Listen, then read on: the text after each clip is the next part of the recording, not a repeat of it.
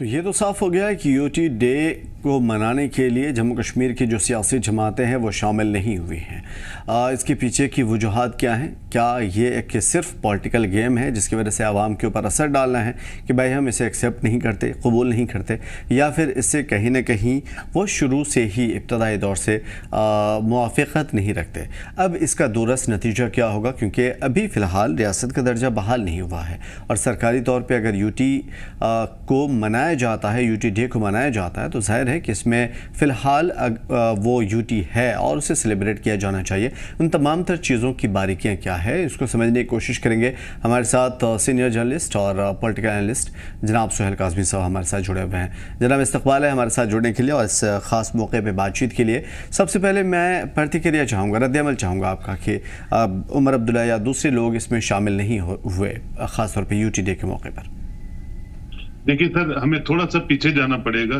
देखिए, parliament election जिस तरह से इलेक्शन कमीशन ऑफ इंडिया ने जिस ट्रांसपेरेंट और फुल प्रूफ तरीके से जम्मू कश्मीर में करवाई, उसको पूरी दुनिया ने एक्नॉलेज किया। और उसके साथ साथ ही असेंबली इलेक्शन जब यहाँ हुई और जो मैंडेट लोगों ने दिया आपके सामने, आपके चैनल्स के, आपके रिपोर्टर्स ने हर डिस्ट्रिक्ट, हर तहसील में उसको कवर किया, वो अपने आप में एक हिस्ट्री इन मेकिंग थी कि जम्मू कश्मीर के लोग जो हैं वो किस तरह से अपनी जमहूरियत का वो पर्व जो है उसको किस तरह से मना रहे थे, जिस तरह से कि दिवाली और ईद को मनाया जाता है।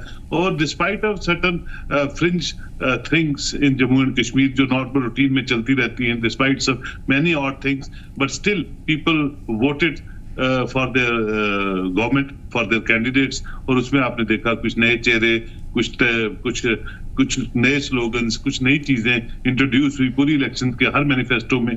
बिजली, पानी और ये वो चीजें हैं जो पहले कभी डिस्कस नहीं हुआ करती थी। और उसमें सब पार्टीज इंक्लूडिंग बीजेपी को तो ये होता है, जब आप सरकार में होते हैं तो आप चाहते हैं और सोचते हैं और हमेशा बिलीव करते हैं कि आने वाली सरकार दोबारा हमारी होगी, क्योंकि आपका जो मरकज में जो रख रखाव है वो आपका है, तो यहाँ भी उसका असर पड़ेगा। और हमारे नंबर जो है, जो आप सुन रहे थे 50 पार, वो करते रहे।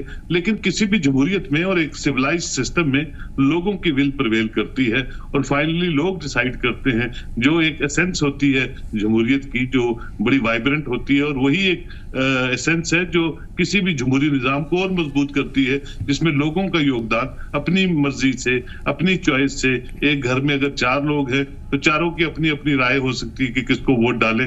आप फोर्सिबली किसी से वोट नहीं दिलवा सकते। वही इलेक्शन कमीशन ऑफ इंडिया का एंडेवर था स्वीप्स के प्रोग्राम को लेके कि वो लोग वोट डालने चाहिए। लोग पूरी दुनिया को दिखाने चाहिए कि जम्मू कश्मीर के लोग जो हैं अपनी जमहूरियत को किस तरह से मजबूती से देखना चाहते हैं, और पूरी दुनिया ने देख भी लिया।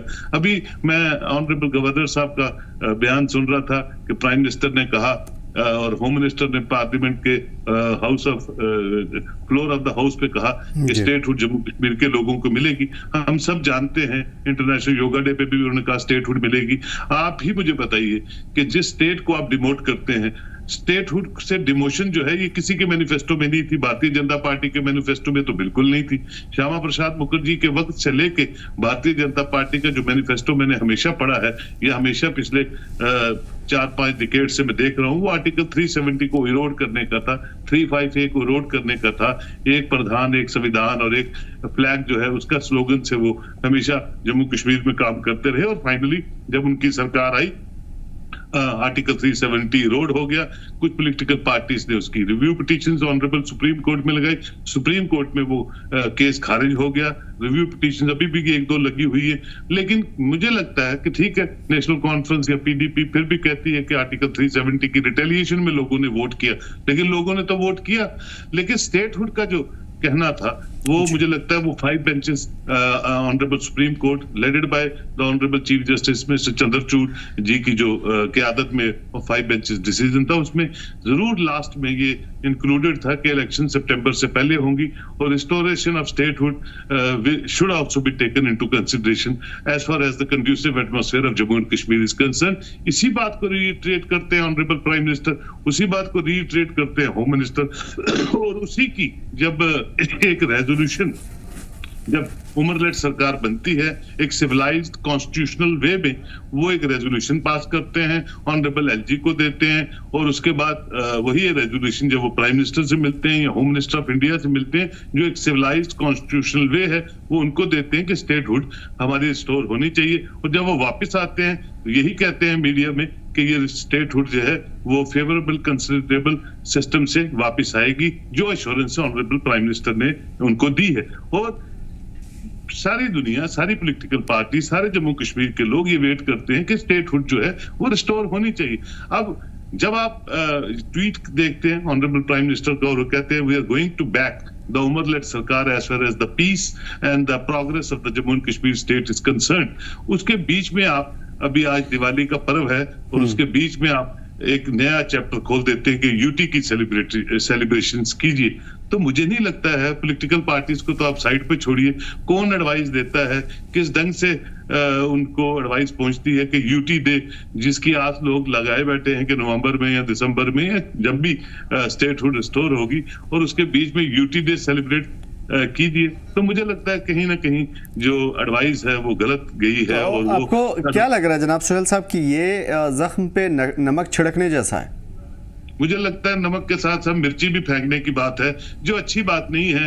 एक सेंसिटिव स्टेट जिसको जम्मू कश्मीर कहते हैं, जिसमें लोगों ने अपनी फैमिलीज खो दी हैं, अपने बच्चे शहीद कर दिए हैं, चाहे वो पाकिस्तान की प्रॉक्सी वॉर हो, चाहे वो fringe elements with in state हो जो वो स्पॉन्सर्ड टेररिज्म के साथ चलते थे, और उसके बाद खौफ डर के साए में लोगों ने जिंदगियां गुजारी हैं, और उसके बाद इतना इन्वेस्ट किया अपने पीस को लेके, पाकिस्तान को करारा जवाब दिया। 10 सालों में अमन अमान के लिए नरेंद्र दामोदर मोदी की सरकार ने बहुत काम किया, और उसके बाद उसके रिजल्ट्स और डिविडेंड्स जो हैं आपके सामने आते हैं। और जब डिविडेंड्स के साथ एक सरकार बन जाती है जिसकी कोऑर्डिनेशन मुझे लगता है एलजी के साथ बड़ी मजबूत तरीन होनी चाहिए, उसी के बीच में आप नमक कह रहे हैं जख्मों पे, मैं तो कहता हूँ मिर्ची भी नमक भी सब कुछ छिड़कते हैं ताकि कुछ ना कुछ ऐसा बॉयल होता रहे सियासी, जो मैं समझता हूं ना तो मरकज के लिए अच्छा है, ना जम्मू कश्मीर के लोगों के लिए अच्छा है, ना किसी पॉलिटिकल पार्टी के लिए अच्छा है। अगर आप ये सोचते हैं कि कुछ ना कुछ बॉयल होते रहना चाहिए एडमिनिस्ट्रेटिव साइड, फिर दोबारा कटी फटी रहे और फिर लोग फजूल की चीजों में मुलव्वस हो जाए, फजूल की डिबेट्स में हम बैठ जाए, तो मैं समझता हूं उसका नुकसान जो है फिर दोबारा जो है सरकारी ढांचे को भी होगा, पब्लिक को भी होता है, और वेस्टेज ऑफ टाइम है। We should talk sensibly as far as the reconstruction of Jammu and Kashmir state is concerned, as far as giving a befitted reply to Pakistan and other enemies। अभी आप देखिए थोड़े दिनों में ही कुछ ना कुछ इंसिडेंट फिर हो रहा है, कहीं ना कहीं मिलिटेंट अटैक्स हो रहे हैं, अभी परसों ही अखनूर में हुआ। हमें बहुत से चैलेंजेस हैं उमर-लेड सरकार को, होम मिनिस्ट्री को, और यहाँ की एलजी सालों पे फोकस करें जिनसे जम्मू कश्मीर को राहत मिले, जम्मू कश्मीर के बॉर्डर्स और सब जो लोग हैं बॉर्डर पे रहने वाले वो अमन से रह सके। तो ये एक डिबेट, ऐसी डिबेट जिसका कोई वजूद नहीं है, जिसकी कोई सेंस नहीं है, वो आप ले आते हैं कि यूटी डे एक तरह मनाइए, जब स्टेटहुड आ जाएगी स्टेटहुड मनाना शुरू हो जाएंगे। ये इस तरह की बात है कि अगर आप 2 महीने बाद स्टेटहुड को रिस्टोर करते हैं तो साल में 2 बर्थडे मनाइए अपनी स्टेट के। तो ये एक मुझे लगता है कोई पैनल ऑफ डिस्कशंस में नहीं आनी चाहिए थी बात। अब क्यों आई है ये तो वो लोग जानते बेहतर। बिल्कुल, अगर काज़मी साहब इसको पॉजिटिव वे में देखें तो क्या देख सकते हैं, क्योंकि अगर यूटी में फिलहाल तो यूटी है ना, इसे हम सब एक्सेप्ट करते हैं, अलजी साहब भी ये कह रहे थे कि अभी जो सिचुएशन है अभी ये है कि यूटी तो है, कम से कम जब वो स्टेटहुड होगा तो हम उसे भी मनाएंगे। तो जब अभी यूटी है तो कम से कम यूटी को ही मना लेना था। देखिए मैं समझता हूं उसका कोई, मैं तो देख रहा था पिछले 2-3 सालों में जम्मू कश्मीर की पावन धरती पे जम्मू कश्मीर के लोगों के बीच में एलजी साहब गुजरात डे मना रहे थे, कभी बिहार डे मना रहे थे राजभवन में, तो उसकी कुछ मुझे कोई सिंबलाइजिंग नहीं समझ आई कि जम्मू कश्मीर में गुजरात डे मनाइए, पंजाब में पंजाब डे मनाइए। पहले ये डे मनाने क्यों, ये कोई वैलेंटाइन डे तो है नहीं कि आप वैलेंटाइन डे या कोई इस तरह का डे है जो आपने इंट्रोड्यूस कर दिया जो मनाने की जरूरत है।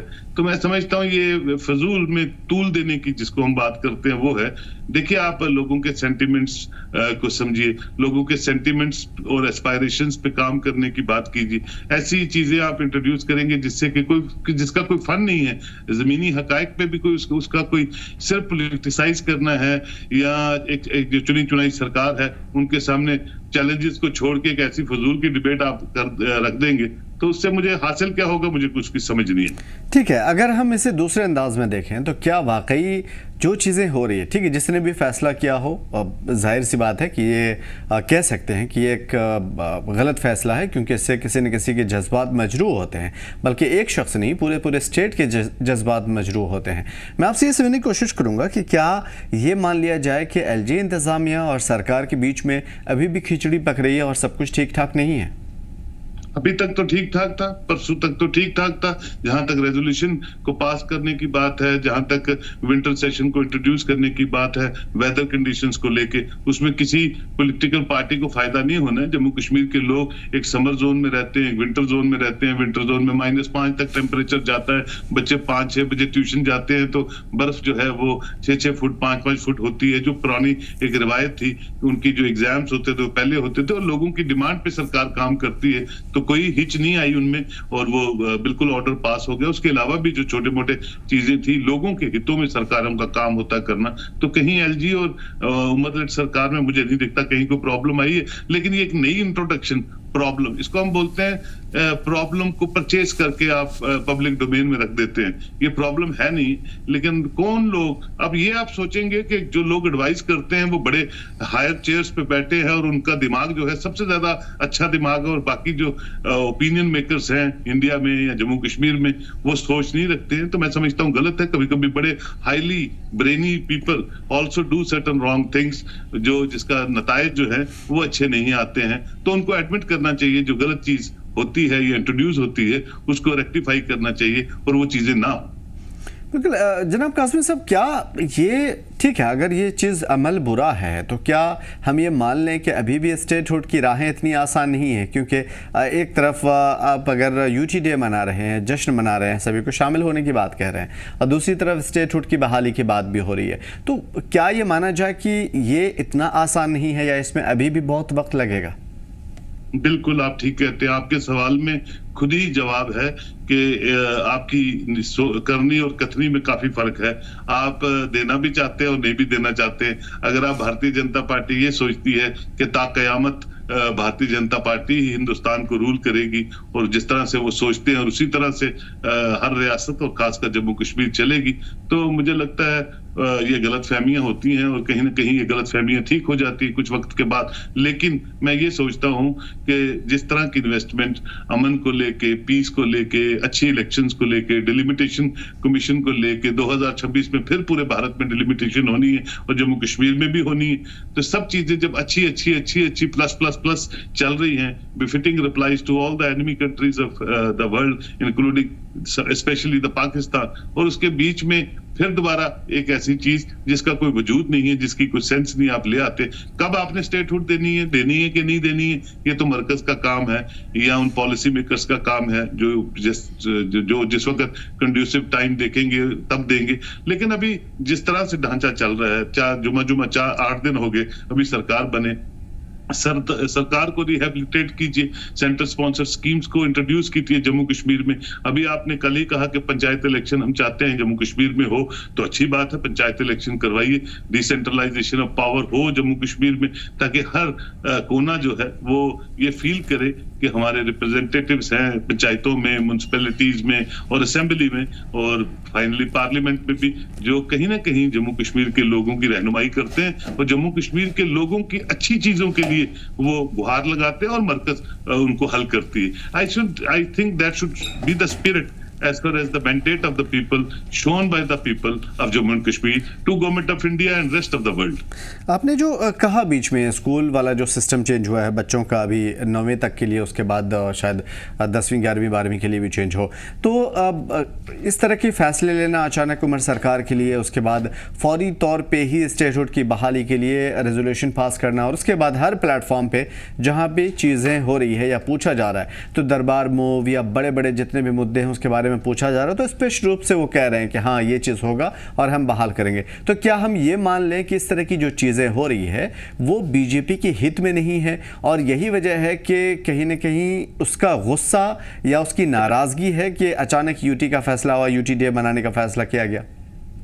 बिल्कुल 2000% आप ठीक कहते हैं। आपने देखा कि 5-6 साल 2019 के बाद सिर्फ इलेक्शंस इसलिए नहीं हुई, ये मैं आपको बड़े खुले ढंग से कहता हूं क्योंकि I don't belong to any political party, as an opinion maker and as a citizen of Jammu and Kashmir, कि जब आपको देखना था कि कहां से बीजेपी को फायदा हो सकता है और कितनी डिले होगी इलेक्शन, आपने इलेक्शंस को डिले करते रहे और फाइनली जब हुई इलेक्शन और लोगों का मैंडेट आपके सामने आ गया तो फिर आपको पता चला कि finally the people will prevail हो चुकी है। और अब जो आप ये सोचते हैं होता है संभाविक तौर पे कि इससे ये फायदा होगा, इससे ये फायदा होगा इस पॉलिटिकल पार्टी को, ठीक है, सोचना आपका हक है, आप सरकार में हैं, सरकार आपके हाथ में है, लेकिन डाउन द लेन अगर आप देखेंगे लोगों के हितों की 1 करोड़ 40 लाख लोग क्या सोचते हैं, किस तरह से जम्मू कश्मीर को देखना चाहते हैं, किस डगर पे। देखिए दरबार मूव जो है वो आज पेपरलेस हो चुका है। जो इखराजात पहले होते थे 500 गाड़ियां जाती थी फाइलें लेके, 200 गाड़ियां वापस आती थी, वो तो खत्म हो चुका। आज तो सब डिजिटलाइज हो गया मोदी जी के आने के बाद। हर चीज हर कमिश्नर सेक्रेटरी के लैपटॉप में उसका पूरा दफ्तर चलता है और उसी तरह जम्मू कश्मीर में भी चलता है। जम्मू कश्मीर को अलग तो है नहीं, लेकिन ये था कि उससे व्यापार, इकोनॉमी और बाकी चीजें बड़ी कनेक्टेड थी। और सबसे बड़ा जो इंपॉर्टेंट था, डोगरों और कश्मीरियों के बीच की मोहब्बत जो थी वो बहुत स्ट्रांग थी। वो एक फैब्रिक था जो जम्मू और कश्मीर को मोहब्बत के एतबार पे, आपसी रवादारी के एतबार पे जोड़ता था, वो एकदम बंद हो गया और एक ट्रस्ट डेफिसिट जो है पिछले कुछ सालों से पैदा हो गया जम्मू और कश्मीर। ठीक है, तो अगर इस बीच में जनाब काज़मी साहब में एक चीज़ जो आपसे समझने की कोशिश करूंगा खास तौर पे, अभी देखिए 2-3 दिनों में अपने जो स्पीचेस सुनी उमर अब्दुल्ला साहब के, उन्होंने साफ तौर पे कहा कि जो डेमोक्रेट्स हैं वो खबरदार हो जाएं, वो सोच रहे हैं अगर कि पब्लिक का नुकसान करके या कहीं ना कहीं अपनी अकड़ दिखा करके वो बच जाएंगे, बदउनवानी करके बच जाएंगे, तो ये ज़्यादा दिन चलने वाला नहीं है और जैसे ही रियासत का दर्जा बहाल होगा, पावर शिफ्ट होगा, उसके बाद उनसे उस चीज़ का हिसाब लिया जाएगा। तो क्या हम ये मान के चलें कि ये तमाम तर चीज़ें उसी खुन्नस का एक नतीजा है, या जिसकी वजह से साफ तौर पे एक मैसेज दिया जा रहा है सरकार को भी दोनों तरफ से? बिल्कुल, देखिए अगर आप पॉलिटिशियंस पे रखते हैं, करप्शन फ्री एक एडमिनिस्ट्रेटिव सिस्टम चाहते हैं, तो उसमें ब्यूरोक्रेट्स, आईपीएस, आईएएस भी आते हैं। वो कोई अल्लाह ताला ने स्पेशल ब्रीड नहीं बनाई है कि आपको आईपीएस आईएएस कर दिया, आप एक्सचेकर से सैलरी भी लीजिए और जम्मू कश्मीर को के जो खजाने उनको लूट और तबाही में ले जाइए। और आप पिछले 5-6 सालों में देखिए कि एक भी एडमिनिस्ट्रेटिव विंडो किसी भी पब्लिक के लिए खुली नहीं है। और आप किसी भी मोटे से जो चर्चा में नाम हो ब्यूरोक्रेट को, उसको पकड़ लीजिए और देख लीजिए तो आपको पता चल जाएगा वो 200-500 करोड़ से नीचे नहीं होगा। तो एक अकाउंटेबल एडमिनिस्ट्रेशन के लिए अगर पॉलिटिशियन अकाउंटेबल होना चाहिए तो एक ब्यूरोक्रेट और एक आईपीएस भी अकाउंटेबल होना चाहिए, तभी सस्टेनेबल डेवलपमेंट जो होती है वो होती है। तो ये सब चीजें जो है एक अच्छे हुक्मरान के हाथ में होनी चाहिए और अच्छा हुक्मरान वही होता है जो लोगों के हितों में काम करे, लोगों की पल्स को समझ के काम करे। और एक मैसेज जो है loud and clear administrative system में जाना चाहिए कि आप अकाउंटेबल हैं साहब, आप चीफ मिनिस्टर के अकाउंटेबल हैं, एलजी साहब के अकाउंटेबल हैं। और अकाउंटेबिलिटी तभी आती है जब सर्वेलेंस उन पे भी रहेगी और सर्वेलेंस जो है सब पे आयद होती है। Law of the rule of the law should prevail on each and everyone as far as governance is concerned in Jammu and Kashmir state. तो ये कोई भी बच नहीं सकता। और दूसरी चीज़ है कि कहीं ना कहीं इन तमाम चीज़ों का ही एक असर साफ तौर पे देखा जा सकता है आज के दिन को। लेकिन हाँ, उमर सरकार ने वाज़ेह पैगाम दिया है कि हम उसके साथ नहीं हैं, स्टेटहुड की बहाली ज़रूर करवाने की कोशिश होगी। फिलहाल देखना काफ़ी ख़ास होगा कि सुप्रीम कोर्ट या फिर सेंट्रल गवर्नमेंट या पार्लियामेंट किस तरफ से ये पहल होती है और उसका रद्द अमल क्या होता है। बहुत शुक्रिया जनाब काज़मी साहब तमाम तर गहरी और बेशकीमती मालूमात के लिए।